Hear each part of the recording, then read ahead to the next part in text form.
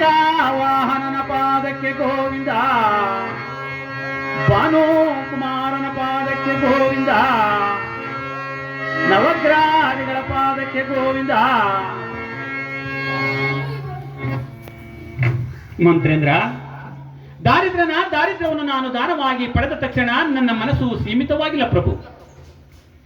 ಏನು ಮಾಡಲಿ, ನನಗೆ ಮನಸ್ಸು ಅಲ್ಲೋಲ ಕಲ್ಲೋಲವಾಗುತ್ತಿದೆ. ಮಹಾಪ್ರಭು ಇದ್ದರೂ ಇರಬಹುದು. ಗ್ರಹ ಎಂದರೆ ಏನು, ಗ್ರಹಚಾರ ಎಂದರೆ ಏನು, ಯಾವ ಗ್ರಹ ಯಾವ ರಾಶಿಗೆ ಬಂದರೆ ಫಲ ದೊರೆಯುವುದೋ ಅಫಲ ದೊರೆಯುವುದೋ ಅದನ್ನು ನಾನು ತಿಳಿಯಬೇಕು. ಮಂತ್ರಿ, ನನಗೆ ಒಂದು ಉಪಕಾರವನ್ನು ಮಾಡು. ಮಹಾಪ್ರಭು,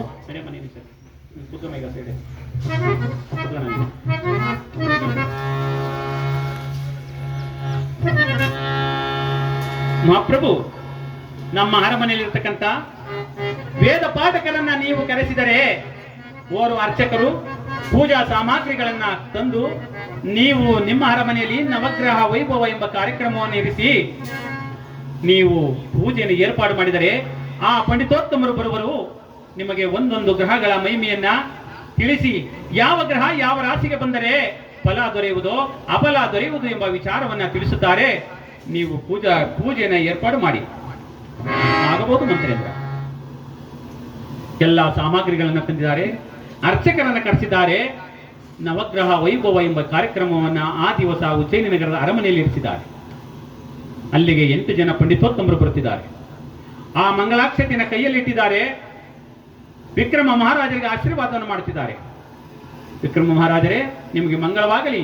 ನಮ್ಮನ್ನು ಕರೆಸಿದ ವಿಚಾರವಾದರೆ ಪಂಡಿತೋತ್ತಮರೇ, ನಾನು ನಿಮ್ಮನ್ನು ಕರೆಸಿದ ವಿಚಾರವೇನೆಂದರೆ ಗ್ರಹ ಎಂದರೇನು, ಗ್ರಹಚಾರ ಎಂದರೇನು, ಯಾವ ಗ್ರಹ ಯಾವ ರಾಶಿಗೆ ಬಂದರೆ ಫಲ ದೊರೆಯುವುದು ಅಫಲ ದೊರೆಯುವುದು ಎಂಬ ವಿಚಾರವನ್ನು ನಾನು ತಿಳಿಯಬೇಕೆಂಬ ತವಕದಲ್ಲಿದ್ದೇನೆ.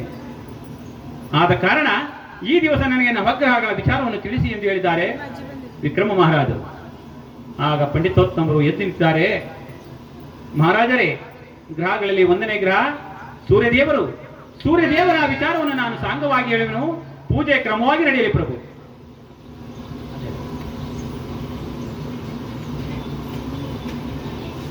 ಬೆಳಗ್ಗೆ